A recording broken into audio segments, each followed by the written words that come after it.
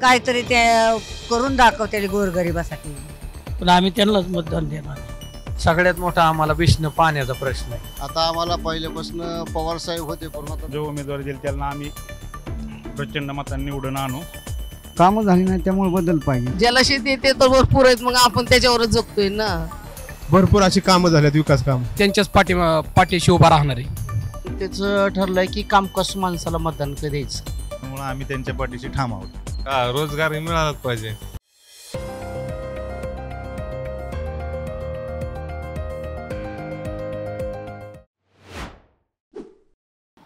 नमस्कार महाराष्ट्र. मी आता भिगवण या गावात आलेली आहे.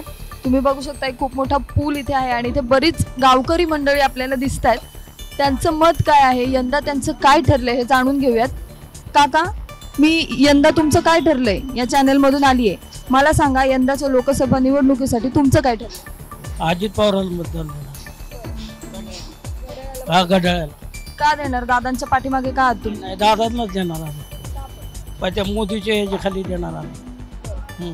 मला मोदी सरकारपेक्षा त्यांची हा, अजित दादांना देणार. हा, दादांनी काय काय कामं केली तुमच्या? केलेली सगळी कामं दादांनी. बंधारा हे सगळं त्यांनी बांधलेलं, पण आम्ही त्यांनाच मतदान देणार. आणि सुनेत्रा वहिनींना ओळखतो? हा, ओळखतो ना मी. हा, ते बी काम करतो. हा, पाठिंबा आहे. तुमच्या भिगवण गावामध्ये प्रश्न कोणता आहे सगळ्यात मोठा? सगळ्यात मोठा आम्हाला विष्णू पाण्याचा प्रश्न आहे. आम्हाला कसं पाणी पिण्याचं एकदम उजनीचं पाणी खाली गेलं. परत तलावात, आमच्या मदनवाडी तलावात पाणी नाही, त्याच्यामुळं आम्हाला तेवढाच पाण्याचा प्रश्न आहे. पाण्याचा प्रश्न कोण सोडवेल? आता पाण्याचा प्रश्न दादांचीच काय हालचाल झाली तर, बाकीचं काय आजपर्यंत दादांनीच आम्हाला पाणी दिलंय आणि अजून बी दादाच पाण्यासाठी प्रयत्न करतील. असं दादा सुमित्राताई आल्या तेव्हा बोललेलो आहे आम्ही. आता बघू. तुम्हाला काय वाटतं की कोण यावं?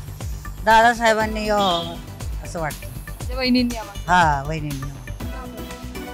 काहीतरी ते करून दाखवते गोरगरिबासाठी असं आम्हाला वाटतं. आता आमची पाण्याची सोय नाही, रस्त्याची सोय नाही. तर ही आम्ही लोक आम्ही रस्त्यावर बसतो, मग आम्हाला बसायला जागा नाही. आम्हाला लोक रस्त्यावरली सारखे उठवतात. मग आम्हाला वाटतं त्यांनी काहीतरी सोय करावी आमची, असं वाटतं. कोण व्यक्ती योग्य आहे खासदारकीसाठी? माझं आता 55 ते 60 वय आहे. मी कमीत कमी 10 ते 12 वेळा मतदान केलेलं आहे. आता आम्हाला पहिल्यापासून पवार साहेब होते, पण आता दादा ह्या 15 ते 20 वर्षामध्ये दादांनी चांगलं काम केले, त्याच्यामुळे आम्ही दादाला म्हणजे सुनीताताई पवारांनाच निवडून देणार. सुनेत्राताई काम करतील असा विश्वास? सुनीताताई 100% दादा पाठीमागे असल्यामुळे सुनीताताई काम केल्याशिवाय राहणार नाही. आणि इंदापूर तालुका किंवा बारामती तालुका जर पाहिला तर ह्या तालुक्यात दादाशिवाय पर्याय सध्या तर नाही, असं आमच्या मते सगळ्याला वाटतं. तुम्हाला काय वाटतं की जनतेने कोणाच्या पाठीशी उभं राहिलं? जनतेने आदरणीय अजितदादा पवार, उपमुख्यमंत्री महाराष्ट्र राज्याचे, यांच्या विकास माध्यमातून त्यांच्या पाठीशी जनतेने उभं राहावं. आणि जे आपल्याला जे लोकसभेसाठी उमेदवार देतील, आमच्या तालुक्यातील आदरणीय दत्तमामा भरणे यांच्या विकास माध्यमातून आणि आदरणीय दादांच्या माध्यमातून जो उमेदवार देईल त्यांना आम्ही प्रचंड मतांनी निवडून आणू, असा आम्हाला आत्मविश्वास आहे. त्यांना आधी ज्या ज्या लोकांनी कामं केली त्यातून बदल झाला? कामं झाली नाही त्यामुळे बदल पाहिजे. जसं दादांची कामाची धडाडी तशी आत्ताच्या कामाची धडाडी नाही आहे. दादा म्हणजे दादाच आहे. दादा म्हणजे विकासाचा मामीर, त्यामुळे भाजपने त्यांना मान्यता दिली आणि इथून पुढं अशीच त्यांच्याकडून प्रगती होणार, त्यामुळे दादाच पाहिजे. मला सांगा, वैनिकताई चुरस लागलेली आहे, तुम्हाला काय वाटतं कोण यावं? वहिनी, कारण दादांच्या माध्यमातून जो विकास झाला आहे हा पश्चिम महाराष्ट्राचा किंवा जेणेकरून आमच्या इंदापूर तालुक्याचा हा भरपूर झालेला आहे. दादांच्या आणि दत्तमामा भरणीच्या माध्यमातून भरपूर अशी कामं झाल्यात, विकास काम. मला सांगा, तुमच्या गावामध्ये विकास कुणी आणला? अजित दादांनी भरपूर कामं केली. आहे भरपूर आहे. ज्याला शेती येते तर भरपूर आहेत, मग आपण त्याच्यावरच जगतोय ना. अजून तुम्हाला काय वाटतं की अजून इथून पुढची कामं कोण? दादा. आणि आता सुनेत्रा वहिनी उभ्या राहिले, ठीक आहे, आम्ही त्यांनाच मतदान करू. हां, हो, अजित दादाची. तुम्ही खंबीरपणे पाठीशी कोणाच्या उभे राहा? आम्ही खंबीरपणे मामाच्या पाठीमागे उभा राहतो आणि घड्याळालाच मतदान करणार आहे अजितदादांना, म्हणजे सुनेत्रा वहिनींना.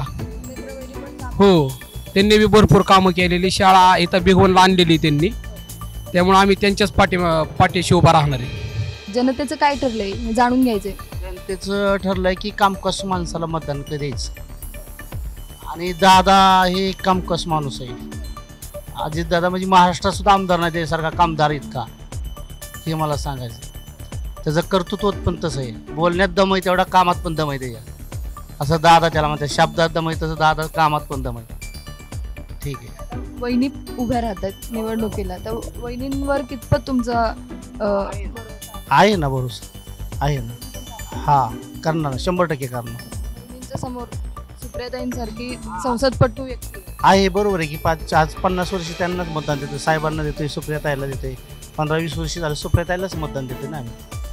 पण शेवटी आज 20-25 वर्ष झालं दादाच काम करतात ना तालुक्यात, सगळं जिल्ह्यात, महाराष्ट्रात. आणि कामाचे खूप खूप छान काम करतात दादा. पहाटे 6 दादा 6 कामाला लागतात सकाळच्या. तुमच्या गावातल्या विकासाच्या कामांबद्दल तुम्ही काय सांगा. विकासाच्या बाबतीत म्हणायचं झालं तर मामांनी चांगल्यापैकी म्हणजे निधी दिलेला आहे आमच्या गावाला, त्याच्यामुळं आम्ही त्यांच्या पाठीशी ठाम आहोत. पाणी, शेती सगळं हो हो लागतात ना पवार, म्हणजे आम्ही जर सांगितलं त्यांना तर ते कामं करतात आमचे. सुनेत्रा वहिनींना कितपत ओळख. सुनेत्राताईंना म्हणजे दादांच्या माध्यमातून पहिल्यापासून आम्ही म्हणजे ओळखतोच. दादांचा सपोर्ट असतो मामांना, 100% करणार ते. हो हो. रोजगार मिळावा अशी रोजगार मिळालाच पाहिजे. तुमचे सगळे प्रश्न कोण सोडवेल असं वाटतं. अजितदादाच सोडवते सगळं प्रश्न.